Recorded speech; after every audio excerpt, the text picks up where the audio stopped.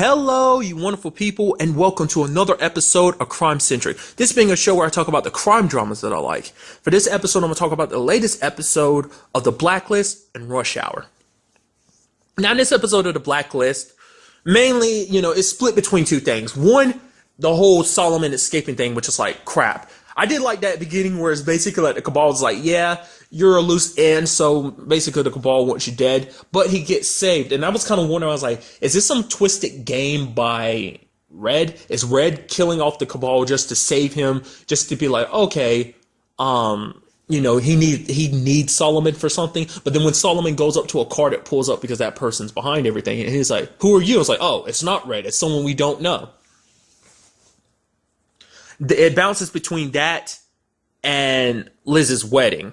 Because Liz gets a case from Reddington. It's basically, Solomon escaping and basically Solomon wanting to buy a warhead. Liz passes off the information to the FBI, but she's like going to move up the wedding because she doesn't, she knows that Reddington's only giving them this case so he can basically have her kind of push off the wedding, but she's not going to do that. So she's, in fact, just to kind of go against him, she's going to push the wedding up. It's going to be like that very day, which poor Haran is like, wait, what? No. I still haven't gotten things. I haven't got the playlist ready. I haven't lost the pounds I need to fit into that slim suit I just got. He's like, it's not fair. I want to go to this wedding. And I love just his reaction to it. Cause everyone's kind of shocked. They're like, wait, what? I thought you guys hadn't picked a date yet. She's like, if you guys can come, it'd be awesome. If you can't, I understand too, because this whole Solomon thing needs to be taken care of as well. I did like that she asked Harold to be the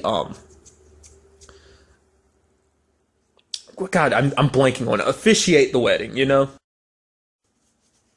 And the entire time the FBI, while the wedding's going on, the FBI is off looking for Solomon and the warhead, and you have like Red still trying to talk Liz out of the wedding because she's like, you don't really know Tom. Tom's got, secrets and stuff like that, which, now that I'm thinking about it, I probably would have completely skipped this if I hadn't thought about it. The whole Major and Gina situation, that was twisty. Like, I was like, crap. I wasn't expecting this because I thought it was going to be because I knew someone was going to hit the wedding because I saw the preview. I thought it was going to be the Major and his group. It's like, nope. Like, that whole situation was dealt with in Tom's room. It was basically, Major calling him out. He's like, you're the greatest accomplishment and my greatest failure, essentially. He's like, literally, I created great operatives and you were a great one too, but you were a mess up. You were a failure. At what point did you fall in love with Elizabeth King? He's like, I don't know, but he's like, I don't regret it. And they're about to kill him, got him down on his knees, about to execute him, and then Gina decides to kill the Major, and he's like, and Tom's like, if you were going to do that, you should have done it a little sooner. Apparently she hadn't made up her mind. She was like, whether I was going to do this or not, I don't know. Partially, because there's still a part of her that still cares for Tom, apparently. She's like, I wasn't lying when I say you were my greatest disappointment. It's like, well, I'm sorry you feel that way, but thanks for making sure I lived. So I did like him and Haran, because it was actually their first time meeting. I didn't even think about that. And Haran's like, oh, hey, yeah, I recognize you from... And Tom was like, from my mugshot? He's like, no, your description. And just, I love how awkward and weird Haran is. And he's trying to make conversation. He's like, yeah, you look at this beauty, like the car he had gotten him. Is like, yeah, this is like your getaway car. And Tom was kind of looks at him like, he's like, no, not that you need a getaway car or anything. He's like, I'm gonna go inside and talk. He's like, yeah, love Haran for that. But essentially, Red kind of figured it out at the same time, like, Wrestler kind of figured out. Basically, the whole thing was a setup. This whole, like, they were never going after this, like, warhead to begin with. It was just a ploy to distract the FBI because their true target was Elizabeth. Because apparently their new whoever it is that helped Solomon wants Liz. And basically, Red is saying, whoever it is, it's because her real name came out. Because people know who she is. They know who her mother is. So... Liz kind of suspects, she's like, well, maybe it's my mom looking for me. Who else would, call me by my, real name? But, Reddington's still saying like, no, she's dead. So is it her mom looking for her? Or is it, because basically he had said there are grudges being held, now that her name's come out, people are going to be coming after her. And he's like, basically, I'll explain everything when you're, in a safe place. Because it's like, I don't think it's her mom. I think it's people who want to draw out her mom, because her mom did a lot of stuff back in the day. So a lot of people are pissed at her and want her dead. So they want Elizabeth alive, because I think whoever her benefactor is, I mean, it might be her mom. Who knows? That'd be kind of twisty if it was. But I'm thinking it's not her mom. I'm thinking it's whoever's trying to draw her mom out of hiding. Because apparently we know her mom is apparently looking for her. Last episode, kind of, she kind of found out that one of the people looking for her is her mom.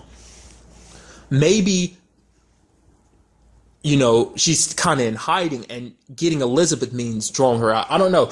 We still never actually get to see who, like, Solomon's benefactor is. So, but I really did like that whole thing in the church where basically everyone's kind of out of ammo, and Liz gets up and she walks up to get the ammo bag because they won't shoot her because they need her alive. So she just, all pregnant, walking down the aisle, grabs the bag, picks it up, and brings it back to Reddington. I thought that was kind of nice. And Tom's like, please don't ever do something like that again. And she's like, okay. And they were able to shoot their way out of there. Got a little help from Wrestler and everything. It was beautiful. So hopefully we get some of our answers next episode about like what's going on with that whole situation. Now moving on to this week's episode of Rush Hour. This week's case dealt heavily with a group. They essentially would rob places, but they always left bodies. It wasn't just like a clean robbery. They'd break into places and they ended up leaving bodies. It kind of broke my heart, that whole beginning part, because they had already killed, I would assume it's that lady's husband, and she was hiding. And as the last guy was about to leave, he saw her phone light up because it was vibrating on the table. So he knew someone else was still in there. And just as she was coming out, she got killed. It's like, man, she was that close to getting away. This episode dealt heavily with two things. It dealt with Carter and Lee's partnership, still trying to work out the kinks, especially because Carter doesn't know Lee's first name. He's like calling him Bruce, and he's like, wait, Bruce, why are you calling me? You actually think Bruce is my name? He's like, well, you don't even know my name. It's James. You're named after your father. It's just like, well, whatever. Stop trying to show off. But it's basically them trying to work on their partnership, as well as because his cousin Gerald got mixed up in this stuff because his cousin had gotten a watch. Basically, this watch was connected to like the case that we see the particular crime that we saw in the beginning, because one of the guys took the watch off his wrist, the victim's wrist, and Gerald kind of ended up getting it. And he wants to, say, he's trying to prove his innocence, like, I didn't do this, and Carter believes him. Lee obviously doesn't. Lee doesn't like Gerald, but Carter's trying to prove his innocence. He goes to Captain Cole and tells her, like, okay, let's do this. I take my cousin out for a little bit. We go out and find the real people who behind all this, because he can help us lead to the real killers. But she said no. Carter did it anyway. He lies to Lee and says, like, yeah, she gave us the okay, because he kind of bases it, because she brought it up. She compares like this whole situation to being like a reference. It'd be kind of the same. It's the plot to the movie 48 Hours. And he even lies to Lee saying like, oh yeah, it's part of this particular code, part of some 1980, 2 case. It's known as the 48 hour something. What they're doing, essentially taking Gerald with them. He basically BS's everything, which personally, I've never seen the movie, so I didn't really understand the reference. But poor Lee. I mean, granted, Carter did eventually tell him the truth, but, which pissed Lee off. But, like I said, it was a very interesting episode, because we did get that, like, feel of the partnership. Because, we found out a little bit more about Carter, because Carter explained to Lee, because Lee's like, your cousin's always getting into trouble. You shouldn't, fall on him. You shouldn't, just because he's family, you shouldn't go out of your way to protect him. And you find out it's not just because their family is the reason why Carter fights so heavily for Gerald. It's because back in the day, like when Gerald first got in trouble was when he was 16. They basically stole some stuff and he had a BB gun. It wasn't even loaded, but still got him into some serious trouble.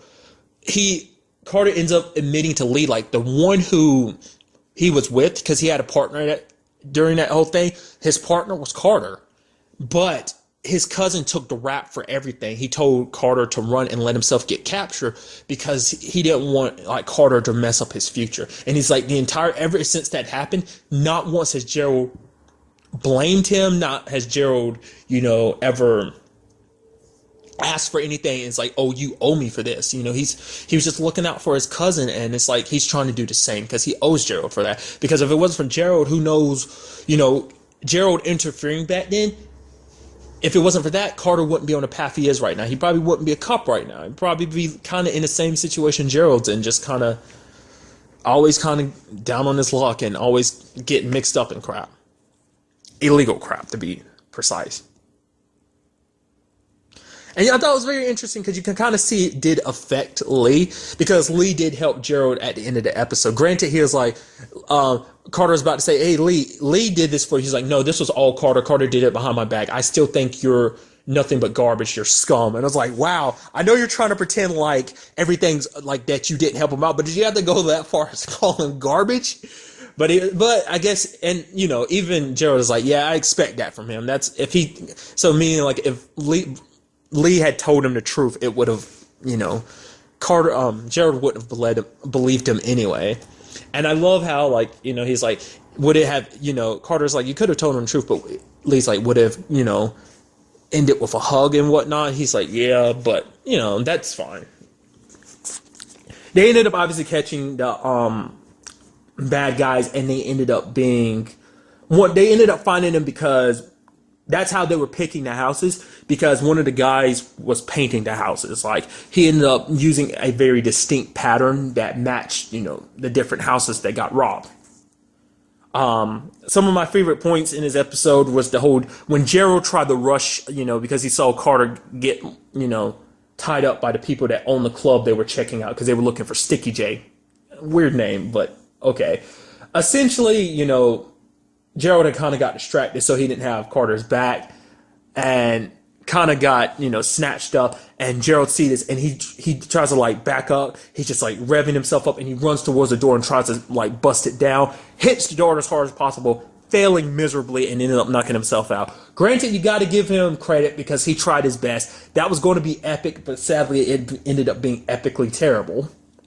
I also love Sticky J himself, because that was pretty neat, just stealing stuff off of it. He's very good. He's almost like a magician, because especially I like when he had the badge on his chest and he swiped the hat over it and the badge disappeared and he put it on Gerald. That was pretty neat. I love Gerald's reaction to it. He's like, ooh, look at Sticky J. He's just so cool. So, really nice episode. I really liked it. Like I said, it was heavily focused. It's them still trying to work out the kinks of their partnership. It's probably going to be a periodic thing, but this is them kind of cementing more. It's like, like we got to work together. We got to create. It's kind of like we got to create, like, start by making bedrock together. Obviously you've seen the episode, you understand what that means. So, but really nice episode. Really liked it. But that's really all I want to talk about in this episode. Till the next time we meet, be happy, be safe, live life to the fullest, and enjoy it. Good day and goodbye.